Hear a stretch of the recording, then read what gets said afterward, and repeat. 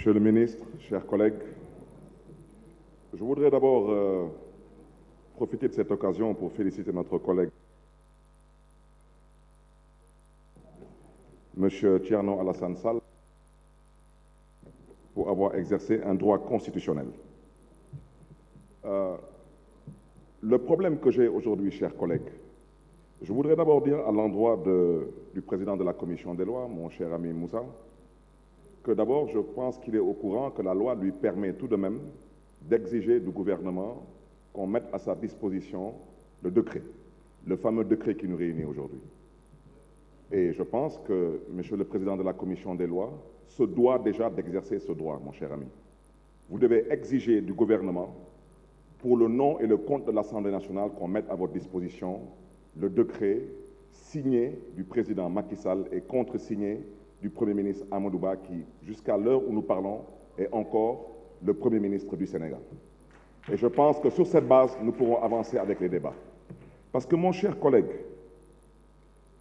si vous regardez votre texte, l'article 2 de votre proposition de loi déroge à l'interdiction absolue de réviser la durée du mandat.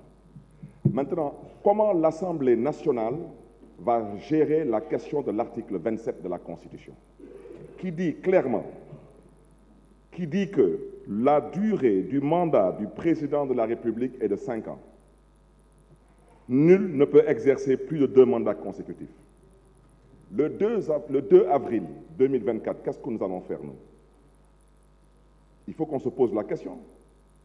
C'est la raison pour laquelle je considère, chers collègues, nous sommes tous des politiques, mais nous devons nous dire des vérités. Nous sommes tous issus de partis politiques. La majorité des partis politiques ici présents à l'Assemblée nationale ont répondu présent à l'appel au dialogue du président Macky Sall. Nous avons discuté. On ne s'est pas entendu sur tous les points, mais sur les points sur lesquels on s'est entendu, qu'est-ce qu'on va faire de tout cela? Voter pour ou voter contre? Je suis désolé. Le 23 juin, c'était une histoire de l'Assemblée nationale pour certains politiques. La suite, on la connaît. Le peuple souverain aura toujours son mot à dire. C'est la raison pour laquelle je souhaiterais d'abord, avant qu'on puisse avancer dans les débats, je souhaiterais interpeller directement Monsieur le Président de la Commission des lois.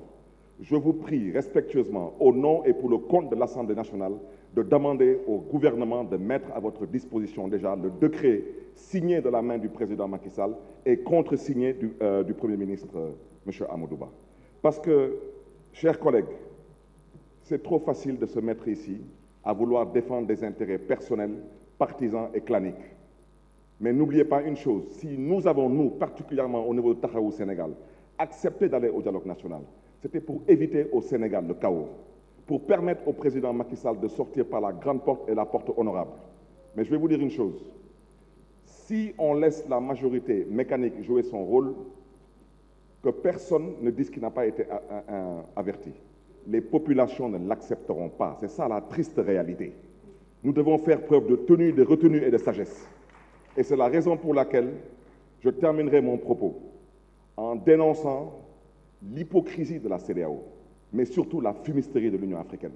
Parce que ce qui se passe aujourd'hui au Sénégal devrait être dénoncé. Le protocole de la CEDEAO est violé. Le protocole est très clair. Il dit que nul ne peut changer les règles du jeu 6 mois avant le jour du scrutin. Alors pourquoi le mutisme de la CEDEAO? Pourquoi le mutisme de l'Union africaine? Et pendant ce temps, on reproche à certains présidents africains, dont le président du Mali, du Niger, du Burkina, de se retirer de la CEDEAO. Donc, je terminerai mon propos par lancer un appel à Monsieur le Président Macky Sall. Je vous prie de bien vouloir faire preuve de tenue et de retenue. Le Sénégal en vaut la peine. Et vous méritez mieux que cela. Je vous remercie.